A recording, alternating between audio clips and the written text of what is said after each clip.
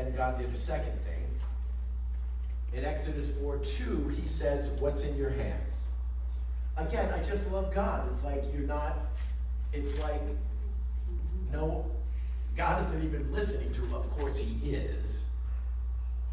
But he wasn't, oh, Moses, I know you have a problem. It'll be okay. It'll work out. He says, what's in your hand? This is the heart of my talk. When facing the greatest challenge of his life, God did not ask Moses for something he didn't have. He didn't ask Moses for something viewed as powerful or incredible. He simply says, what's in your hand? Tonight, and I wish across America, as we look, as you're struggling, I've had people come up to me and say, how do you think the election's going to go? And what do you think's going to happen? And what's going on? And we can kind of feel, this shift going across our nation right now. How can I make a difference? The first step is, what do you have in your hand?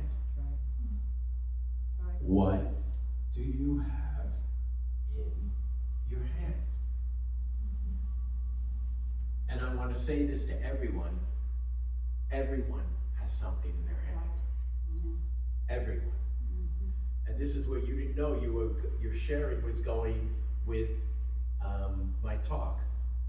So with the t-shirt, I love that, Angel. I'm going to buy one of those. I'm going to give that to Mercedes Schlapp, see if she can get it to the campaign. Because I love that angels are faster than bullets.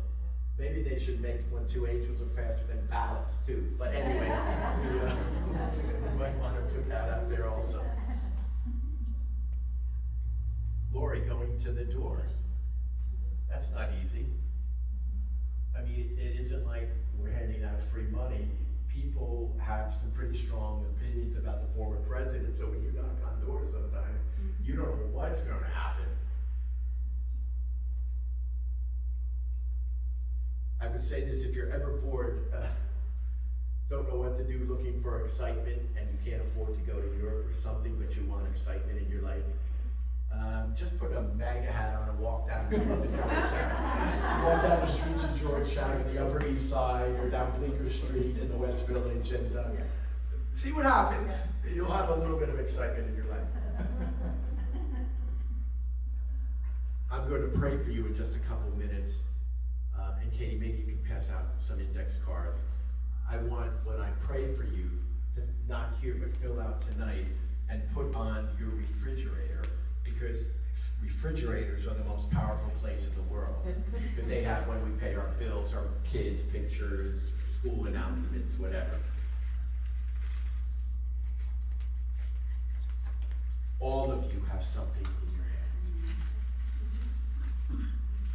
Me, loud voice, perseverance. I've been working on things for 45 years. I don't give up.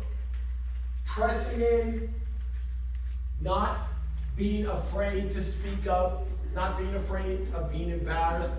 Whatever you have in your hand, you're a writer. You can speak. You enjoy talking to people. You can pray. Everyone has something, and I would submit some things in their hand. So as we talk about hearing that the church is indifferent and our apathy is leading to the struggle, how do we make a difference? Whatever in your hand. Whatever in your hand. We're not here asking you to have a capital campaign and raise $300 million or feel like you can do something that is beyond your reach.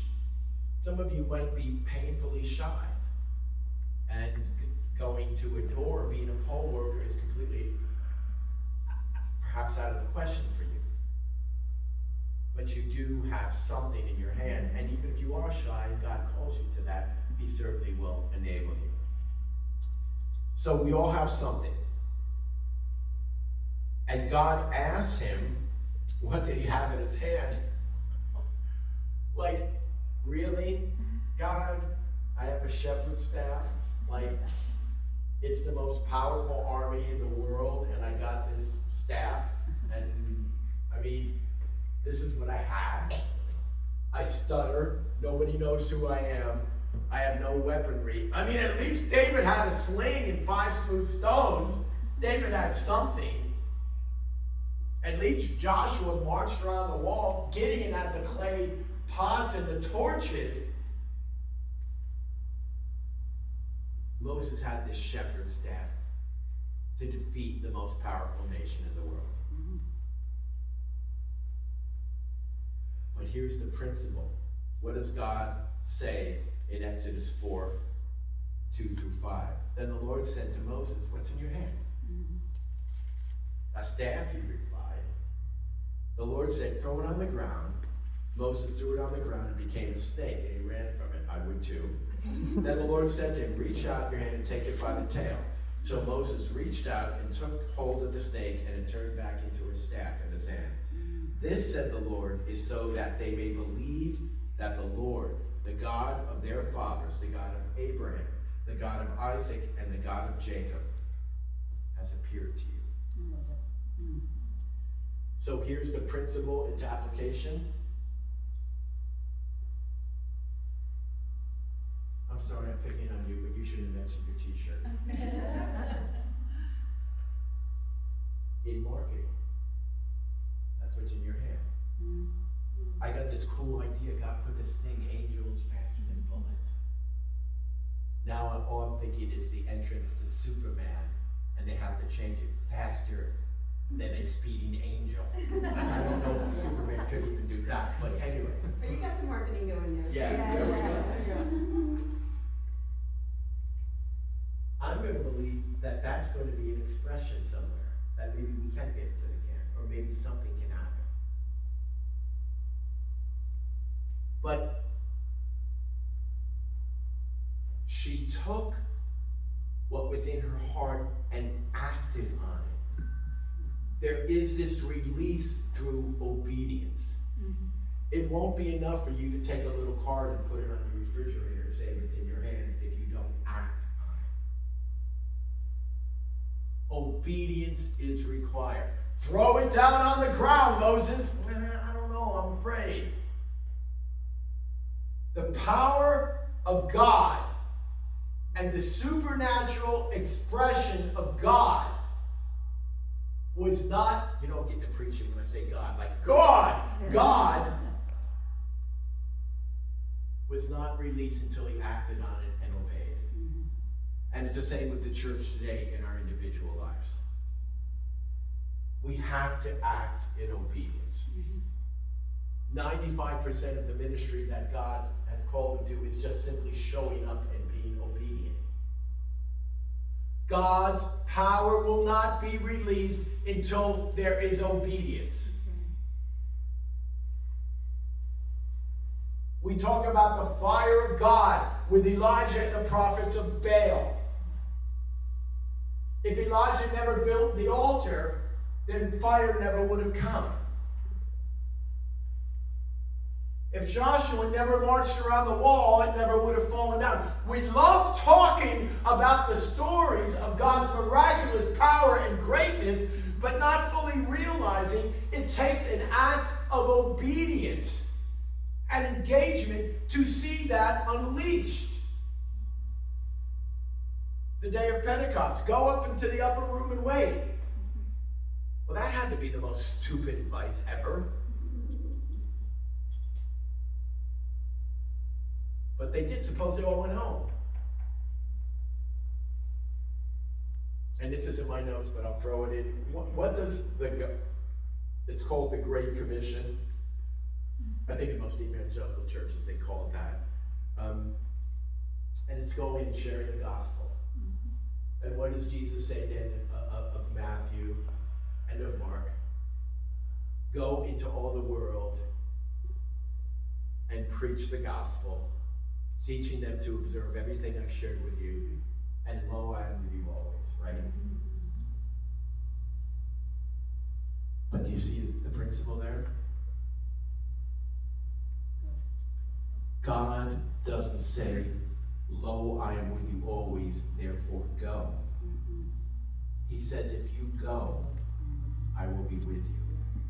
It's a principle we often stress called go low. I want, God, you be with me, God, you bless me, God, you touch me, and then I'll go. And God says it's exactly the opposite of that. What's in your hand? So Moses threw it on the ground. It turned into the serpent. Something powerful and amazing happened because Moses gave what was in his hand over to God, and God touched it, and it made it something greater than it actually was. Registering someone to vote. Sharing with someone who's here the first time in our nation. You don't know what that encounter will produce. You don't know, they may run for office 10 years from now.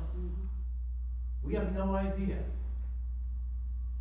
So brothers and sisters, tonight, as we're entering what is arguably, one could say, one of the 3 or 4, 5, top 5, maybe a little higher, maybe a little lower, most important elections in American history. God is simply asking you to engage with whatever you have in your hand.